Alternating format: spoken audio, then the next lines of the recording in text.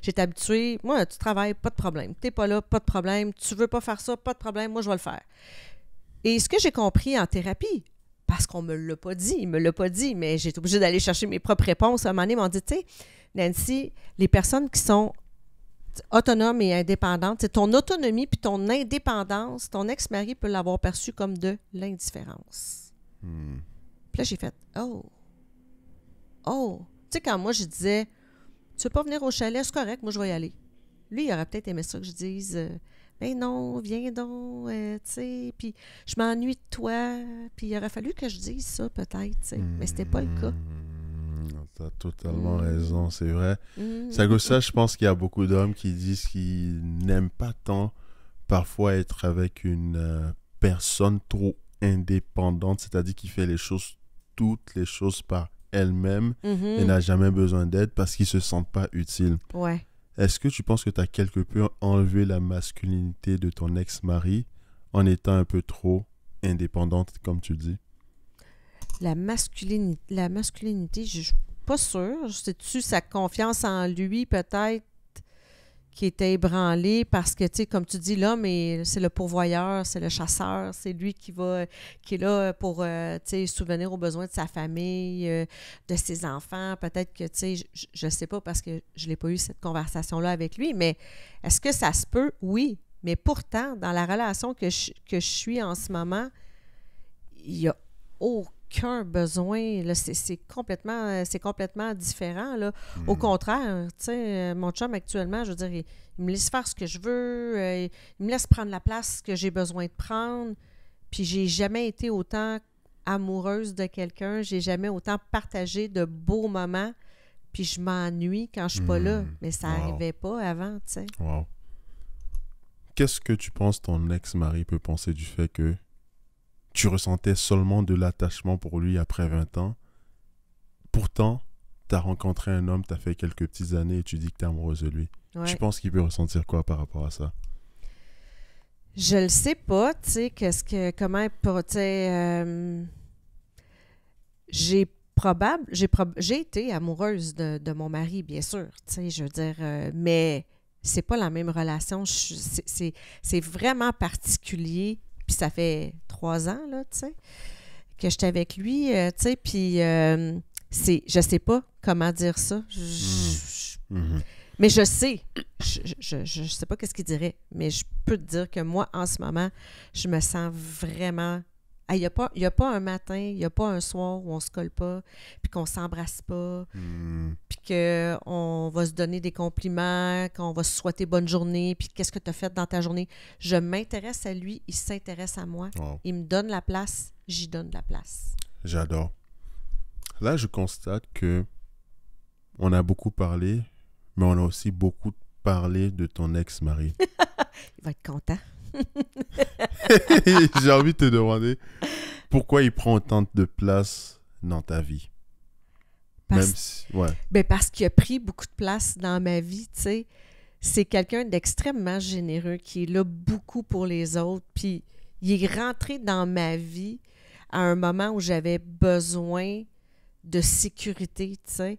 Puis c'est quelqu'un qui dégage beaucoup la sécurité, tu sais. C'est dans son métier aussi de prendre soin des autres puis de protéger les autres.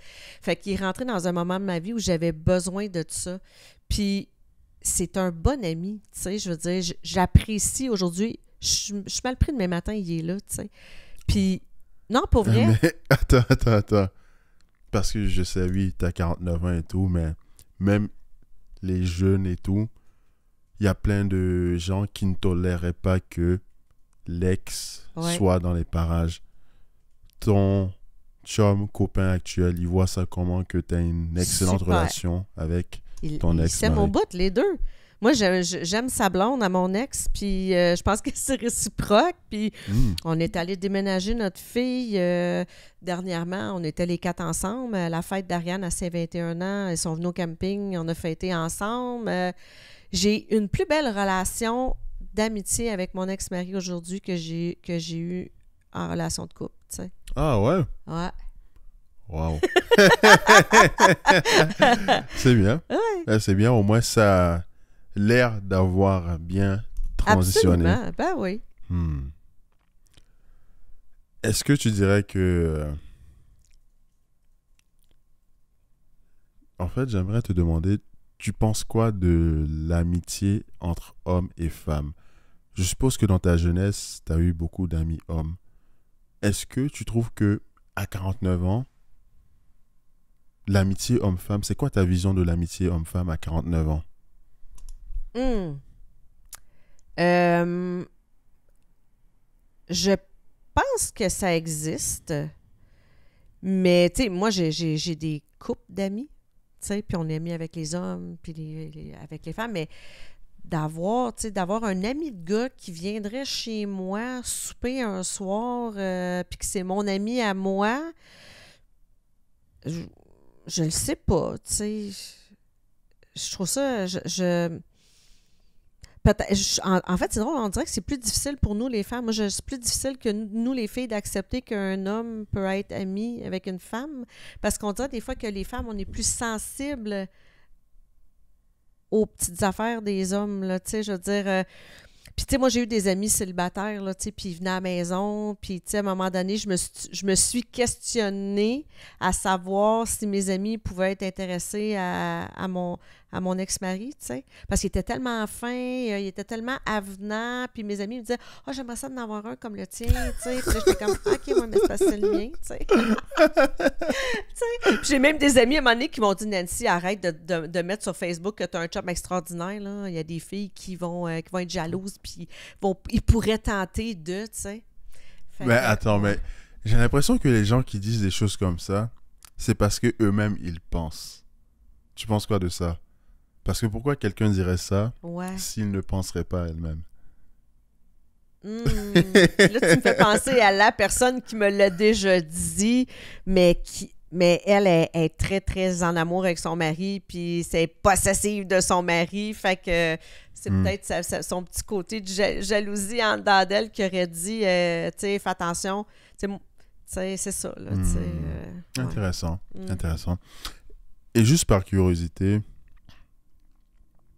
en fait, j'ai dit qu'on a trop parlé de ton ex-mari, donc on va pivoter, en fait. Mais on parle de la relation avec mon ex-mari, Ben. Ouais, c'est vrai, c'est vrai. On a le droit. C'est vrai.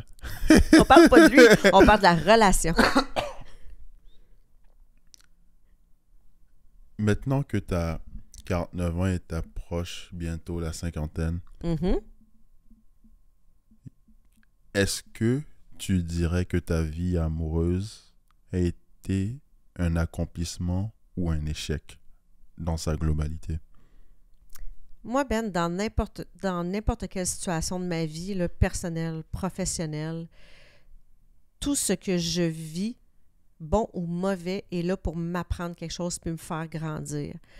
La relation que j'ai eue avec le père de mon fils, qui a duré 6-7 ans, même si ça a été très difficile, ça m'a appris quelque chose. Les 20 ans que j'ai été avec mon mari, ça m'a appris quelque chose. Tu sais, moi, je me dis, la vie, c'est comme un livre avec différents chapitres. Il y a des beaux chapitres, puis il y a des moins bons chapitres, mais c'est rare que tu as un livre puis qu'il n'y en a pas de chapitre. Tu comprends ce que je veux dire? Fait que, puis chaque personne qui arrive dans ta vie, puis c'est ce que j'essaie d'enseigner à mes enfants, chaque fois qu'il arrive quelque chose, il arrive de quoi? Tu es en maudit, il arrive une situation au travail, professionnel, amical, il y a quelque chose à retenir de ça.